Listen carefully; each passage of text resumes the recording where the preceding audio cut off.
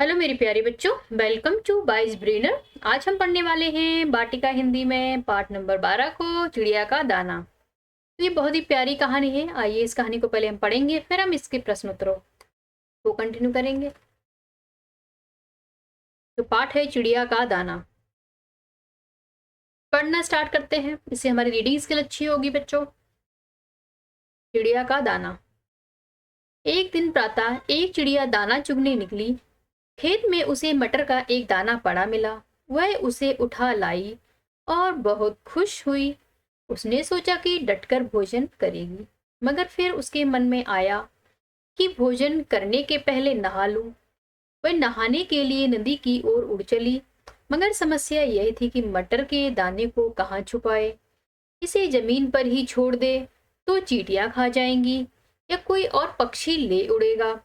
उसने मटर के दाने को पुल की मेड़ पर रख दिया और उसकी मरम्मत कर रहे एक बढ़ई से कहा, भैया जरा इसे देखते रहना। चिड़िया ने नदी से लौटकर बढ़ई से पूछा तो वह बोला, मैं तुम्हारा नौकर थोड़े ही हूँ, मुझे तो सरकार से वेतन मिलता है। तुम्हारा मटर का दाना गिर गया होगा।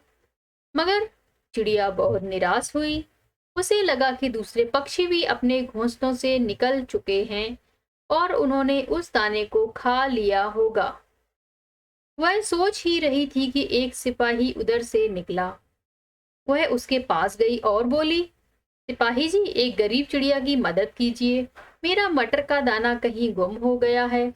एक बढ़ई पुल की मरम्मत कर रहा था।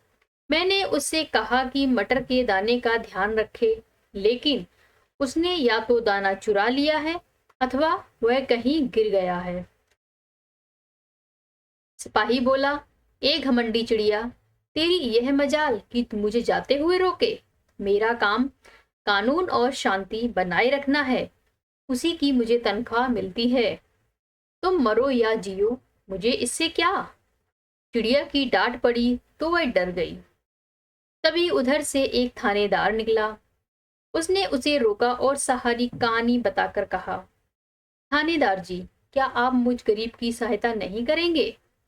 थानेदार दहाड़ा, तुम्हारी यह हिम्मत कि मुझे रोक रही हो। जानती नहीं, मंत्री जी दौरे पर आ रहे हैं और मुझे सारा बंदोबस्त करना है। उन्होंने मेरे काम को पसंद ना किया तो मेरी तरक्की कैसे होगी। तुम्हारा मटर का दाना हो गया है तो मुझे क्या। यह कहकर थानेदार भी चल दिया। चिड़िया सोचने लगी कि ये कैसा देश है जहां लोग इतने स्वार्थी हैं कि किसी और की समस्या की जरा भी चिंता नहीं करते। यह सोच ही रही थी कि उसे घोड़े पर सवार मंत्री आता दिखाई दिया। उसने उसे रोका और बोली, मंत्री जी, क्या आप मुझ गरीब पर दया नहीं करेंगे। मेरा मटर का दाना गुम हो गया है और इधर से जितने भी सरकारी कर्मचारी निकले वे मेरी सहायता करने से इनकार कर रहे हैं। मंत्री बोला, मैं तुम्हारी सहायता तो करना चाहता हूँ, लेकिन मेरे पास समय नहीं है। राजा इधर आएंगे तो उनका स्वागत मुझे ही करना है। यह कहकर मंत्री भी वहां से खिसक लिया। लेकिन चिड़िया को इस बात से खुशी हुई कि किसी ने उससे मन भल मनसाहत से बात तो की ही। वह सोच ही रही थी कि इतने में स्वयं राजा हाथी पर सवार होकर उधर से निकला। चिड़िया ने उसे रोका और बोली, राजा जी, आप तो इस देश के मालिक हैं, क्या आप मेरी सहायता सहायता करेंगे। राजा को यह बात अच्छी नहीं लगी कि कोई छोटी सी चिड़िया ऐसी धृष्टता करे। वह तो अपनी प्रजा को दर्शन देने जा रहा था और चिड़िया उसे रोक रही थी। उसने चिड़िया की बात का उत्तर नहीं दिया। राजा का अंगरक्षक बोला, हट जाओ, और राजा का हाथी चल दिया। अब चिड़िया को विश्वास हो गया कि कुछ नहीं हो सकता। वह सोचने लगी कि राजा से बड़ा कौन है ऐसे। क्रूर राजा के रहते मैं अपना मटर का दाना छोड़कर नहाने क्यों गई। सोचती हुए निराश बैठी थी कि उसने देखा एक चींटी जा रही है। उसने जाकर चींटी को सारी कहानी बताई। चींटी बोली, बहन, मैं अभी आती जाती हूँ। चींटी हाथी के पास गई और उसके कान में बोली, तुमने सुना ही होगा कि चिड़िया ने राजा से क्या कहा। अब मैं चाहती हूँ कि तुम राजा को चिड़िया की सहायता करने के लिए मजबूर करो, नहीं तो मैं तुम्हारी सूंड में काट लूंगी। हाथी ने यह धमकी सुनी तो राजा से बोला, आप चिड़िया की बात सुन लीजिए, नहीं तो वह मुझे काट लेगी। उसने मुझे काट लिया तो मैं आपको गिरा दूंगा। तब हो सकता है कि आपकी हड्डी पसली टूट जाए या आप गिरकर मर जाएं। राजा अचंभे में पड़ गया, मगर उसके सामने कोई और चारा नहीं था। उसने तुरंत मंत्री को बुलाया और कहा कि वह चिड़िया की बात सुन ले। मंत्री थानेदार के पास गया और बोला, शांति बनाए रखना तुम्हारा काम है। क्या तुम नहीं जानते कि बड़ई और तुम्हारे सिपाही ने चिड़िया के साथ क्या किया, और तुमने भी उसकी कोई मदद नहीं की। जल्दी से कुछ करो, नहीं तो नौकरी से निकाल दिए जाओगे। थानेदार सिपाही के पास गया और उसे डांटा। सिपाही ने बड़ई की गर्दन नापी। बड़ई गया और जाकर मटर का दाना ढूंढ लाया। अब चिड़िया ने खूब छक्कर भोजन किया।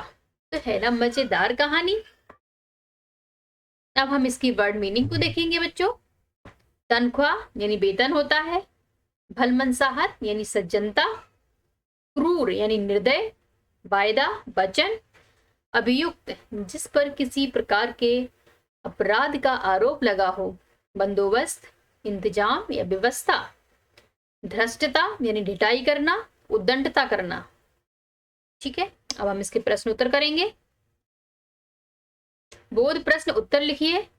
चिड़िया को दाना बड़ई के पास क्यों छोड़ना पड़ा? तो उत्तर लिखेंगे, चिड़िया को दाना बड़ई के पास इसलिए छोड़ना पड़ा क्योंकि वह उसे सुरक्षित रखना चाहती थी। आगे बढ़ेंगे। क्वेश्चन नंबर खा है, दाना खो जाने के बाद चिड़िया न्याय के लिए किस किस के पास गई? तो अभी हमने पढ़ा था, चिड़िया सिपाही, थानेदार, मंत्री, राजा और चींटी के पास गई।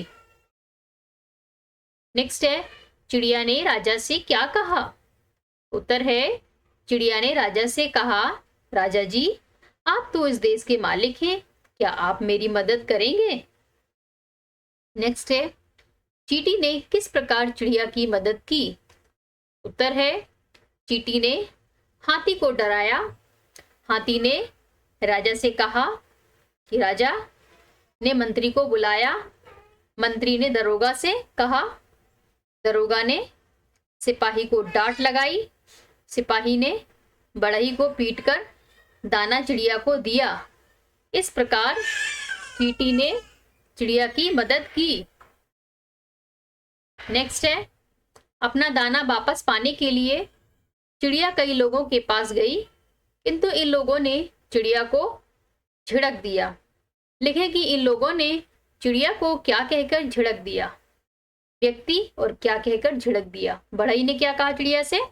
मैं तुम्हारा नौकर थोड़े ही हूं, मुझे तो सरकार से वेतन मिलता है, तुम्हारा मटर का दाना गिर गया होगा। अब सिपाही ने क्या कहा? तो सिपाही ने कहा, ए घमंडी चिड़िया, तेरी ये मजाल कि तू मुझे जाते हुए रोके। मेरा काम कानून और शांति बनाए रखना है, उसी की मुझे तनख्वाह मिलती है। तुम करो या जियो, मुझे इससे क्या। थानेदार ने क्या कहा? तो तुम्हारी यह हिम्मत कि तुम मुझे रोक रही हो, जानती नहीं मंत्री जी दौरे पर आ रहे हैं और मुझे सारा बंदोबस्त करना है। उन्होंने मेरे काम को पसंद ना किया तो मेरी तरक्की कैसे होगी? तुम्हारा मटर का दाना खो गया है तो मुझे क्या? मंत्री, तो मैं तुम्हारी सहायता करना चाहता हूँ, लेकिन मेरे पास समय नहीं है। राजा इधर आओगे तो उनका स्वागत मुझे ही करना है। इधर आएंगे तो उनका स्वागत मुझे ही करना है। अब राजा ने मन में सोचा, कोई छोटी सी चिड़िया ऐसी धृष्टता करे। कोई छोटी सी चिड़िया ऐसी धृष्टता करे। राजा ने ये सोचा मन में। ठीक है, अब है तीसरा क्वेश्चन, सोच विचार बताइए। किसी का कोई जरूरी सामान नहीं मिल रहा है तो आप उसकी मदद कैसे करेंगे? तो उसके सामान को खोजने में यथासंभव उसकी मदद करेंगे, यही उसका सही उत्तर होगा। अगला है, आपकी राय क्या है? असली दोषी कौन था? मटर के दाने के लिए चिड़िया की भागदौड़ के विषय में। ठीक है, तो असली दोषी कौन था? तो चिड़िया कहती तो मटर का दाना ले आती, लेकिन उसने सबको अपनी जिम्मेदारी का एहसास कराने के लिए इतनी भागदौड़ की। असली दोषी कौन था? तो बड़ई था। पहले का आंसर ये होगा, दूसरे का आंसर ये होगा। यदि चींटी की मदद करने से इनकार कर देती तो चिड़िया और इसके किसके पास जाती? तो चिड़िया स्वयं हाथी के पास जाती और उससे मदद मांगती। अब इनके समानार्थक शब्द लिखने हैं। खुश का प्रसन्न होता है, थानेदार का दरोगा होता है, मदद यानी सहायता, तरक्की तो पदोन्नति, घमंडी अभिमानी। ठीक है, इस तरह हम इनके समानार्थक शब्द लिख लेंगे। नेक्स्ट क्वेश्चन मूव करेंगे। तो खा है, बड़ई हंसकर बोला, अंगरक्षक जोर से चिल्लाया। ऊपर दिए गए वाक्यों में हंसकर तथा जोर से शब्द क्रमशः बोला और चिल्लाया क्रिया की विशेषता बता रहे हैं। क्रिया की विशेषता बताने वाले शब्दों को क्रिया विशेषण कहते हैं। नीचे दिए गए वाक्यों में से क्रिया विशेषण शब्द चुनकर लिखिए। चिड़िया बहुत निराश हुई, उसने मंत्री से अपनी कहानी रो रो कर कही। हाथी बोला, मैं अपनी पीठ से आपको धड़ाम से पटक दूंगा। चिड़िया ने छक्कर भोजन किया। तो हमें इसमें क्या करना है? क्रिया विशेषण शब्द चुनकर लिखने हैं। तो बहुत होता है लिख देंगे, रो रो कर हो जाएगा तो रो रो कर लिख देंगे। नेक्स्ट में धड़ाम से होगा तो धड़ाम से लिख लेंगे अलग हम। छक्कर तो छक्कर, जो क्रिया की विशेषता बताए। ठीक है, आगे चलेंगे। विराम चिन्हों का प्रयोग कीजिए। तो यहाँ पर एक सेंटेंस दिया गया है, चिड़िया ने नदी से लौटकर बढ़ई से पूछा तो वह बोला, मैं तुम्हारा नौकर थोड़े ही हूँ, मुझे तो सरकार से वेतन मिलता है। तुम्हारा मटर का दाना गिर गया होगा। तो इसका उत्तर लिखेंगे विराम चिन्ह के साथ। चिड़िया ने नदी से लौटकर बढ़ई से पूछा तो वह बोला, कॉमा इन्वर्टेड कॉमा, मैं तुम्हारा नौकर थोड़े ही हूँ। पूर्ण विराम आएगा, मुझे तो सरकार से वेतन मिलता है। फिर पूर्ण विराम आएगा, तुम्हारा मटर का दाना गिर गया होगा। फिर पूर्ण विराम और इन्वर्टेड कॉमा बंद हो जाएगा बच्चों। इस तरह हम इसको सही कर लेंगे। नेक्स्ट क्वेश्चन है, अपने क्षेत्र में प्रचलित किसी लोक कथा को अपने शब्दों में लिखिए। यानी तुम्हारी कलम से प्रश्न नंबर 5 पे आ गए हैं। तो हम क्या करना है, आपको अपने मम्मी पापा से या किसी से एक कहानी या लोक कथा सुने, उसके बाद आप स्वयं अपनी किताब में लिखें। अब करने की बारी। आपके घर या आसपास में बड़े बुजुर्ग अक्सर ऐसी लोक कथाएं सुनाते होंगे। गुरुजी से कहकर अपने गांव के किसी बड़े बुजुर्ग को विद्यालय में बुलाइए और उनसे लोक कथाएं सुनिए। तो यानी स्वयं करना है आपको, अपने टीचर से कहना है, अपने शिक्षक से कहना है, अपने गुरुजी से कहना है और किसी गांव अपने बड़े बुजुर्ग को बुलाना है और उनसे एक आध दो लोक कथाएं आपको अपनी कक्षा में यानी क्लासरूम में सुननी है। नेक्स्ट है, खा है, विभिन्न प्रदेशों की लोक कथाएं पुस्तकालय से पढ़िए। तो विद्यार्थी स्वयं पुस्तकालय से किताबें लेकर पढ़ें। यानी आपके यहाँ लाइब्रेरी जरूर होगी। आजकल यूपी प्राइमरी में भी लाइब्रेरी का ऑप्शन दे दिया गया है, तो आपके यहाँ पे लाइब्रेरी जरूर होगी, वहां से किताबें लें और उससे लोक कथाएं पढ़ें। नेक्स्ट है, मेरे 2 प्रश्न, कहानी के आधार पर 2 सवाल बनाइए। तो पहला प्रश्न बनाएंगे, चिड़िया को मटर का दाना कहाँ पड़ा मिला। दूसरा बनाएंगे, इस कहानी से क्या शिक्षा मिली। ठीक है, तो नेक्स्ट है, इस कहानी से मैंने सीखा, मैं करूंगी। तो जब तक न्याय ना मिले प्रयास करते रहना चाहिए। नेक्स्ट है, मैं करूंगी या मैं करूंगा, तो जरूरतमंद की सहायता जरूर करूंगी या करूंगा। ठीक है, जिस तरह चिड़िया की किसी ने मदद नहीं की, लेकिन हम अगर चिड़िया की कोई मदद कर देता तो चिड़िया को इतनी दर बदर भटक नहीं पड़ता, उसको ठोकरें नहीं खानी पड़ती बच्चों। ठीक है, तो जरूरतमंद की हमें सहायता कर देनी चाहिए। अगर हमारे उसमें आता है और हम उसकी हेल्प कर सकते हैं किसी की, तो हमें उसकी हेल्प जरूर कर देनी चाहिए। ठीक है, हमारी शिक्षा हमें यही सिखाती है, नहीं तो हमारे पढ़े लिखे होने का कोई मतलब नहीं।